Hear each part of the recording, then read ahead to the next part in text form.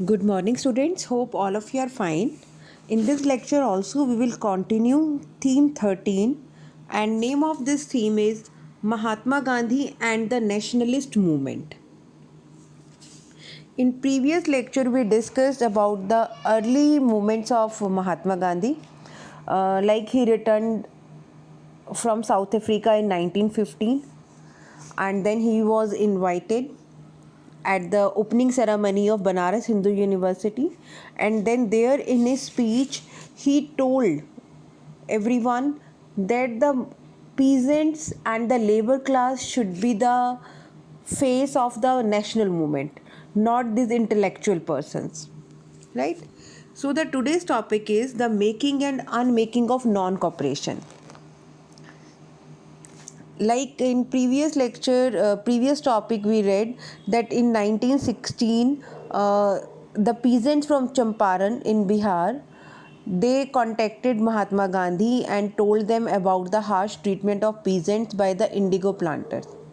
So now Mahatma Gandhi was to spend much of 1917 in Champaran just to obtain for the peasant security of tenure as well as the freedom to cultivate the crops of their choice. As you know, beta, during colonial period, farmers were forced to grow the cash crops that works as a raw material that was sent to Britain, right? So, in the following year, 1918, Gandhiji was involved in two campaigns in his home state of Gujarat.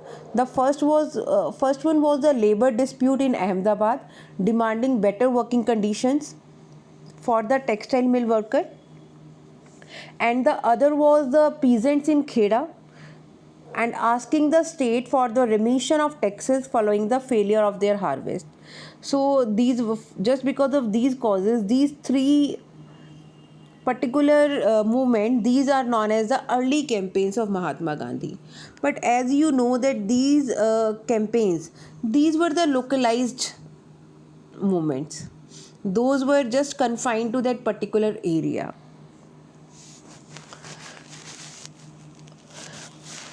So by these initiatives, Mahatma Gandhi was marked as a nationalist with a deep sympathy for the poor. At the same time, then in 1919, the colonial rulers delivered into Gandhiji's lap an issue from which he could construct a much an issue, the wider movement. During the Great War of 1914 and 18, beta, this Great War means the First World War. Like during this First World War, British had instituted censorship of the press and permitted detention without trial. Beta, this was we are talking about the Rowlatt Act that was passed in 1919, and according to this act, any Indian could be arrested without a warrant and could be imprisoned without a trial in the court for 2 years. So this was the Rowlatt Act, and it was recommended by the committee chaired by Sir Sidney Rowlatt. That is why this act was known as the Rowlatt Act. So Gandhiji called for a countrywide campaign against the Rowlatt Act. In towns across North and West India, life became a standstill. It means everything was stopped as shops shut down, schools closed, and it was the complete closure. So the protests were particularly very intense in the Punjab because so many soldiers from Punjab, they fought in this First World War on the behalf of British, and they were expecting reward because they were from the victorious side, but instead they were given the Rowlatt Act. Gandhiji was detained while proceeding to the Punjab, even as prominent local congressmen were also arrested, and the situation in the province grew more tense. And as you know, the bloody incident of Jallianwala Bagh, Amritsar massacre, right? Here the British Brigadier General Dyer, he ordered his troop to open fire on a nationalist meeting, and this in this meeting females were also there, children were also there, and in this almost 400 people were killed, and that was known as the Jallianwala Bagh massacre. It is very famous. In earlier classes you have read about this, and it was the Rowlatt Satyagraha that made Gandhi ji the national leader. So, just because of its success, Gandhiji called for a campaign of non-cooperation. But this non-cooperation movement, it was started in 1920. So, like it is very clear with its name only that non-cooperation, people were convinced not to cooperate with the Britishers. So many ways were there. So, and Gandhiji even said if non-cooperation was effectively carried out, India would win Swaraj within a year. And further, he just joined hand with the Khilafat movement that sought to restore the Caliphate, a symbol of pan-Islamism, which had recently been abolished by Turkish ruler Kemal Ataturk. Now the question arises that what do we mean by this Khilafat movement? The Khilafat movement, it was a movement of Indian Muslims led by Muhammad Ali and Shaukat Ali that demanded the following: the Turkish Sultan or Khalifa must retain control over the Muslim sacred places in the erstwhile Ottoman Empire. Peter, here this Ottoman Empire means the Turk Empire. The Jazirat ul Arab, Arabia, must remain under Muslim sovereignty, and the Khalifa must be left with sufficient territory to enable him to defend the Islamic faith. The Congress supported the movement, and Mahatma Gandhi sought to conjoin into the non-cooperation movement. Now, Gandhiji hoped that by joining non-cooperation with Khilafat movement, India's two major religious communities, Hindus and Muslim, they could collectively bring an end to the colonial rule. So now the question is that how this non-cooperation movement, it was started, how it was implemented, what have been done. So students stopped going to schools and colleges run by the government. Then lawyers refused to attend the courts. The working class went on strike in many towns and cities. And according to the official figures, around 396 strikes were there, involving 6 lakh workers, and there were the loss of 7 million work days. The countryside was seething with discontent too. Even in the hill tribes in North Andhra, they violated the forest law. As you know, so many strict forest laws were imposed on the tribes. So those were violated. Farmers in Awadh did not pay taxes. Peasants in Kumaon, they refused to carry loads for colonial officials. So you can see that means all the categories of society, they participated in this non-cooperation movement.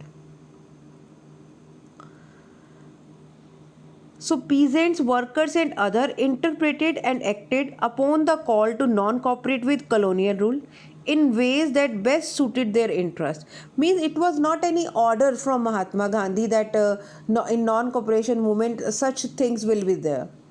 So it was upon the people interest. It was depend on the people's interest that how they were non-cooperating with the colonial government. So non-cooperation, wrote Mahatma Gandhi's American biographer Louis Fischer. So it became the name of an epoch in the life of India and of Gandhiji. Means Gandhiji became the national face of the country. So non-cooperation was negative enough to be peaceful, because it was quite peaceful, but it was very, very effective. It was the training for self-rule.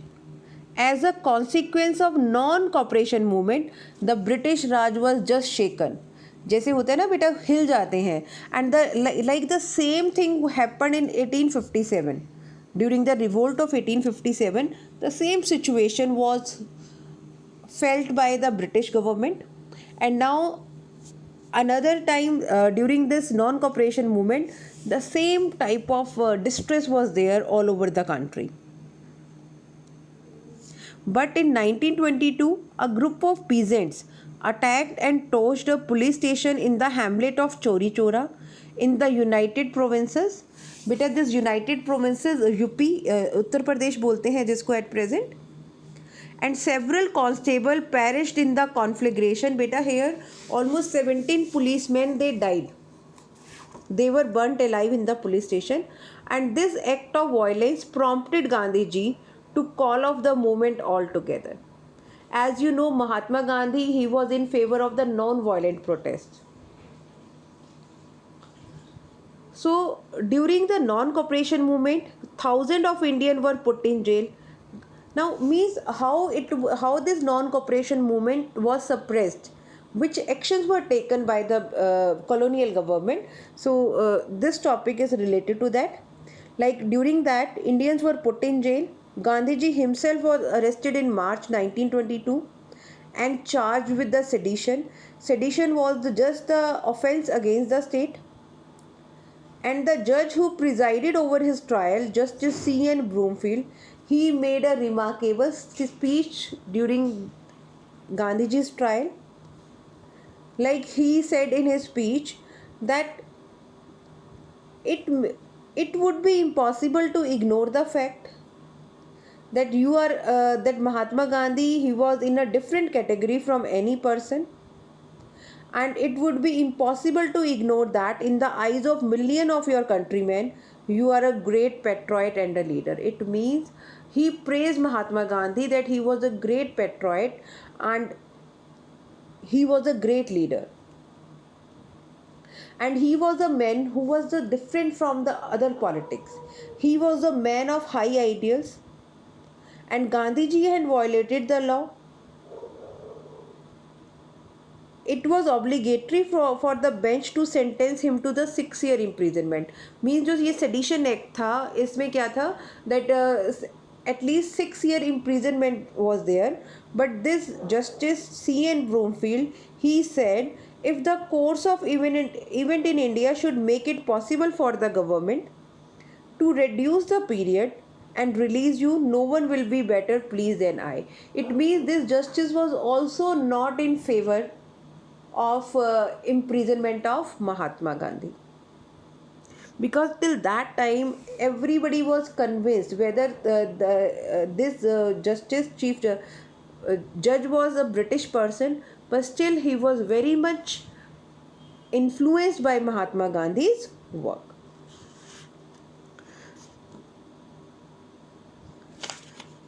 So beta, this was the topic for today. Hope all of you have understood the topic. And this is very important topic also beta, about the non-cooperation movement. So thank you and have a nice day.